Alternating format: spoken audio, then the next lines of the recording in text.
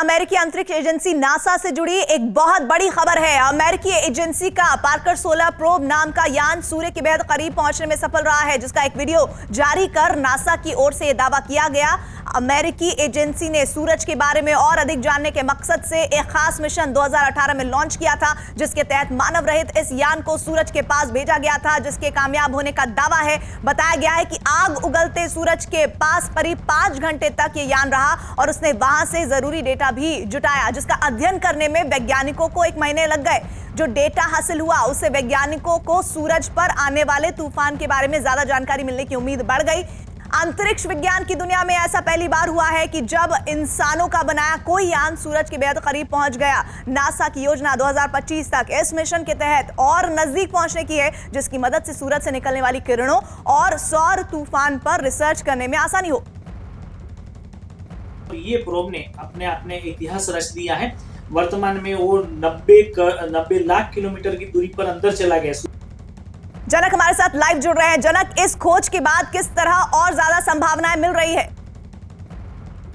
देखिए प्रीति, खगोलीय दुनिया में इसे एक बड़ी उपलब्धि के तौर पे माना जाता है, क्योंकि नासा ने जब 2018 में पार्कर सोलर प्रोब नाम से ये प्रोजेक्ट, जो बहुत महत्वाकांक्षी प्रोजेक्ट था, उसको जब लॉन्च किया था, तब उसको लेकर बहुत से सवाल खड़े होते, क्योंकि सूरज की इतनी गर्मी और उसके कोरोना यानी उसका जो वातावरण, उसके पास तक पहुंचना एक नामुमकिन सी बात थी। लेकिन अब जब ये अंतरिक्ष यान वहां पर, मानव रहते अंतरिक्ष यान वहां पर जब पहुंचा है, तो उसके जो डेटा मिले हैं वो काफी, कह सकते हैं कि सोलर ऊर्जा और उसके साथ साथ सौर ऊर्जा की बातें हैं, उसका रिसर्च करने के लिए एक बहुत काम आ सकते हैं। और इतना ही नहीं, उसके आसपास 5 घंटे जितना वक्त बताया, ये अपने आप में एक बड़ी बात है।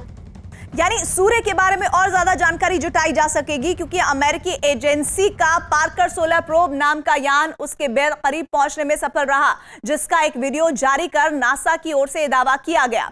अमेरिकी एजेंसी ने सूर्य के बारे में और अधिक जानने के मकसद से एक खास मिशन 2018 में लॉन्च किया था, जिसके तहत मानव रहित इस यान को सूरज के पास भेजा गया था, जो उसके करीब पहुंचने में कामयाब रहा। बताया गया कि आग उगलते सूरज के पास करीब 5 घंटे तक ये यान रहा और वहां से जरूरी डेटा जुटाने में सफलता हासिल की, जिसका अध्ययन करने में वैज्ञानिकों को कई महीने लग गए।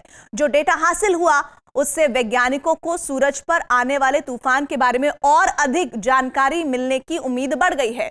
अंतरिक्ष विज्ञान की दुनिया में ऐसा पहली बार है जब इंसानों का बनाया कोई यान सूरज के करीब पहुंचा हो। नासा की योजना 2025 तक इस मिशन के तहत सूरज और नजदीक पहुंचने की उम्मीद है। लगातार उस पर वो प्रयासरत हैं, जिसकी मदद से सूरज से निकलने वाली किरणों और सौर तूफान पर रिसर्च करने में आसानी होगी।